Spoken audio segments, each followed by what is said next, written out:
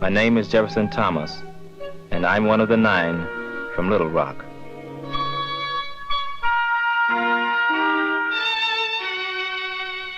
There is nothing strange in seeing 9 American children walking to school on a September morning. But this was a special morning in a special part of America, a place where Negro children had never gone to school with whites before.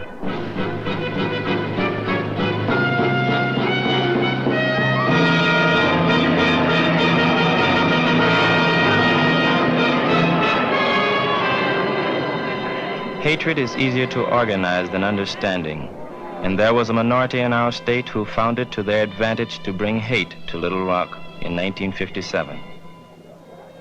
While we watched, the white children went to school, and we stood outside.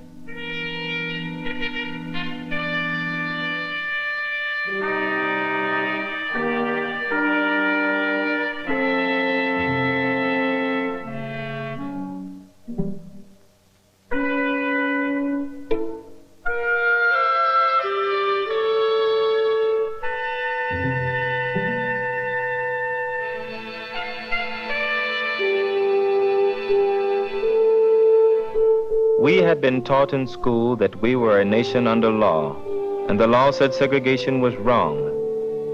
Now we waited to see if our laws had meaning, or were just words in a book, or idle talk in a classroom.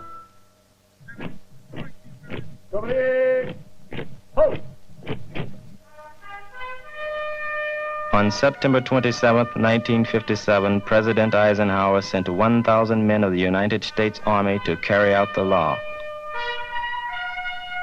The Supreme Court of the United States had said, "The entire strength of the nation may be used to enforce, in any part of the land, the security of all rights entrusted by the Constitution." And that included my rights and the rights of 8 other Negro Americans who wanted to go to Central High School in Little Rock, Arkansas. We were Terrence Roberts, Thelma Mothershed, Elizabeth Eckford, Ernest Green, Carlotta Walls, Melba Patillo, Minnie Jean Brown, and Gloria Ray. And we were going to school again.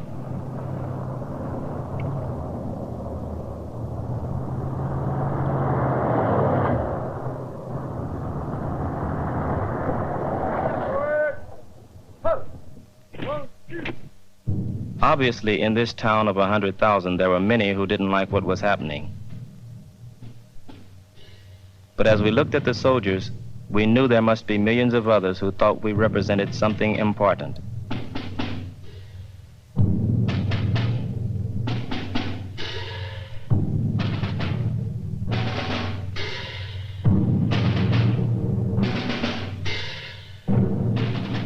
When the doors closed behind us that day, it was both an end and a beginning.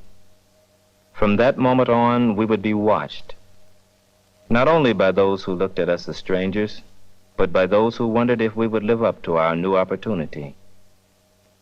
I remember standing there wondering how history would judge us.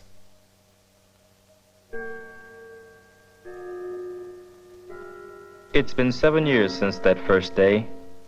What has happened? At high school, I thought I wanted to be a lawyer and then a teacher. And now, like most students, I haven't quite decided what I want to be. The world is a big place, and when I go out into it, I want to be sure I go in the right direction. If it hadn't been for that morning in September 1957, I could have gone into law or education and not thought much about it. I was frightened that morning. But I learned a great deal about people. Not only about the people who were there, but about the people who were not there. Like the politician who encouraged the mob. Like the thousands who suffered with me and wrote to me to tell me so. While I waited, I heard brave voices speak out against intolerance, and I saw grown men turn their heads in shame from a camera. As we sail the future sea.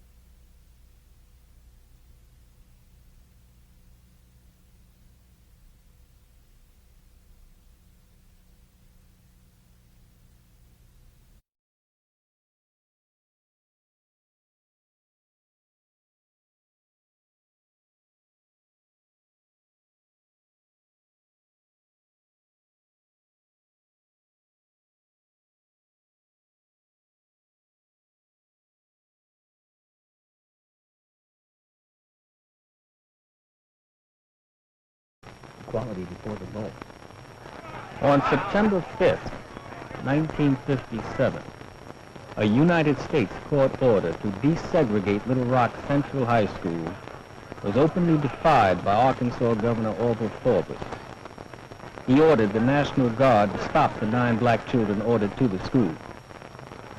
In a move to enforce the Constitution, President Dwight Eisenhower ordered a battalion of airborne federal troops to carry out the court order and escort the black children to the school. Certain misguided persons, many of them imported into Little Rock by agitators, have insisted upon defying the law and have sought to bring it into disrepute. The orders of the court have thus been frustrated. The very basis of our individual rights and freedoms rests upon the certainty that the President and the executive branch of government will support and ensure the carrying out of the decisions of the federal courts, even when necessary, with all the means at the President's command. The overwhelming majority of our people in every section of the country are united in their respect for observance of the law, even in those cases where they may disagree with that law. They deplore the call of extremists to violence. So I call upon the citizens of the state of Arkansas to assist in bringing to an immediate end all interference with the law and its processes. Thus will be restored the image of America and of all its parts as one nation, indivisible, with liberty and justice for all. It's a measure, Cliff, of how... Then there is, among the most familiar words of the founders of the Republic, are those affirming that all men are created equal, and that they are endowed with certain rights of which they cannot be deprived. It is a sad shortcoming of our history that while asserting these high principles of equality, we have never completely lived up to them, nor have these injustices and discriminations been peculiar to any one part of our country.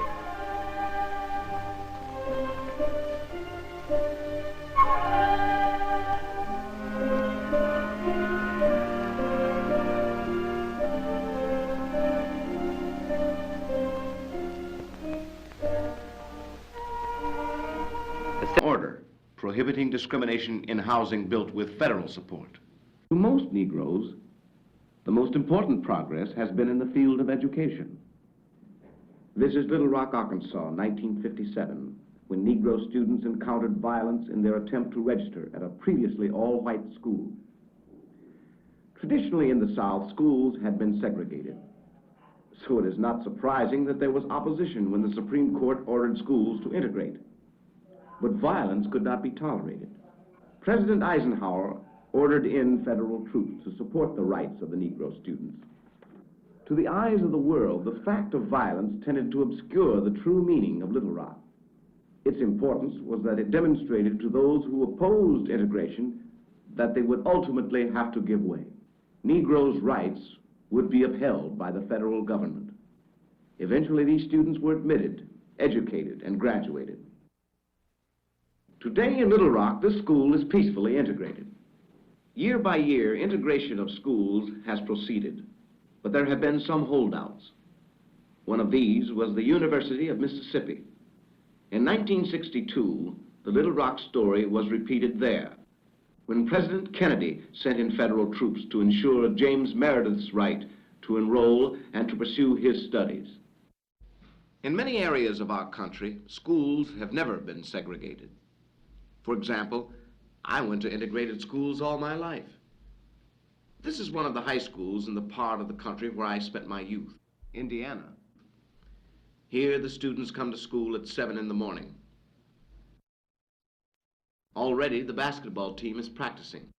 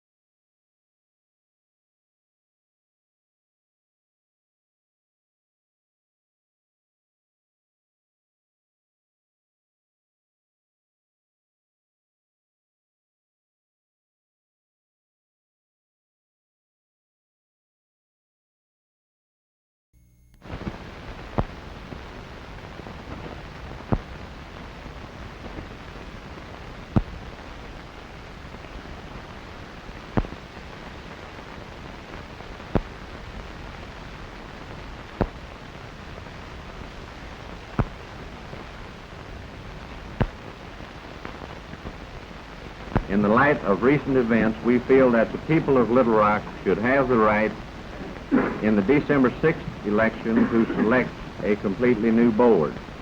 This election will give the voters of this district their first opportunity to express a clear-cut choice as to whether we have public schools in Little Rock or not. We recognize the utter hopelessness, helplessness, and frustration of our present position. We believe that we have already demonstrated that we are not lacking in what it takes to face up to a difficult and trying situation. Finally, we have concluded, as men devoted to public education and to serving the youth of our community to the best of our ability, that our removal from the scene may bring about an earlier solution.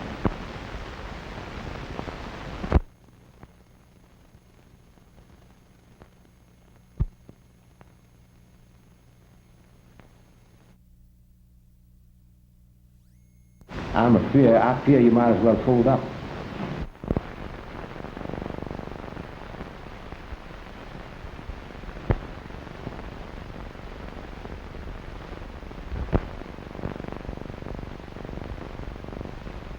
Means in effect that no Negro children will be allowed in schools in Arlington, white schools. That is correct as far as that decree of September the 14th is concerned. And if he had not granted it, what would have happened, sir? In our opinion, the schools to which the Negro pupils were to be admitted would be automatically closed. I opposed it. I didn't want the court to do it, but I just merely stated that we're up against the threat of a close of schools. And this issue is going to be continually raised until we face the threat and see what happens, whether it's a bluff or whether they're actually going to close the schools. And if they close the schools, then we'll try to take some remedial action to see the schools reopen. Well, are you for bringing it to a head, sir? Well, as I see it, there's never going to be any settlement of the proposition until it is brought to a head.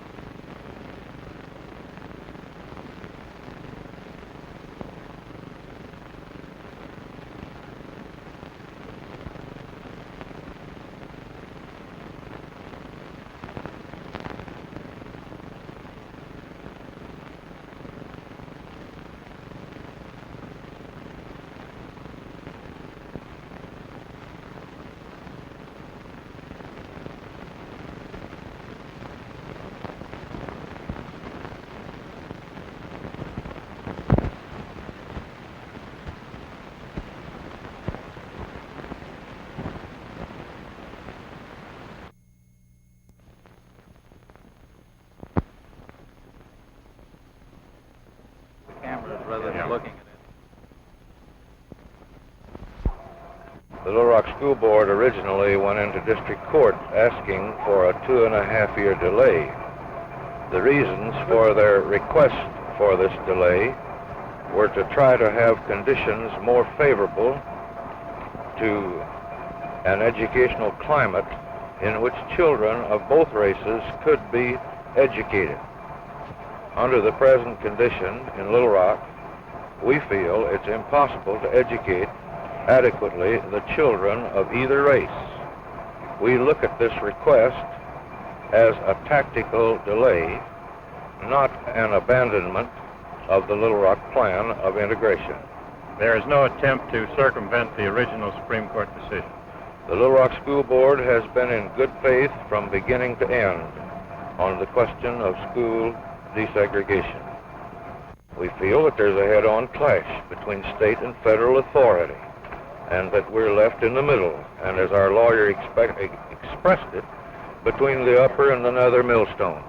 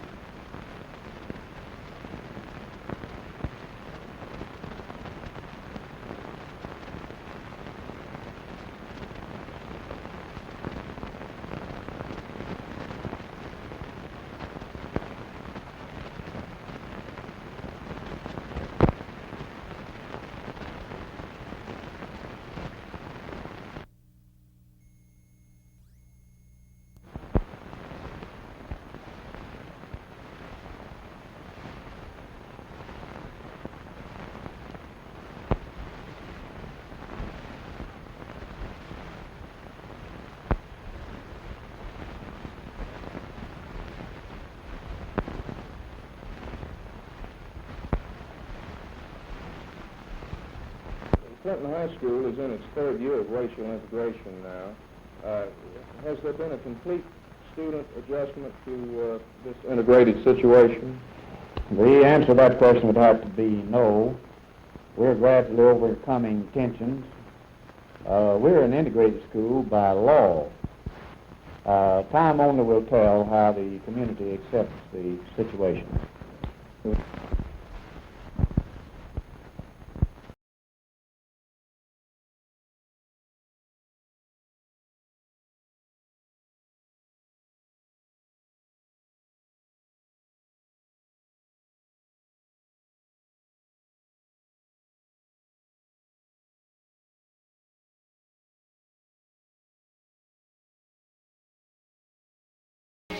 I will not force my people to integrate against their will. I believe in the democratic processes and principles of government wherein the people determine the problems on the local level, which is their right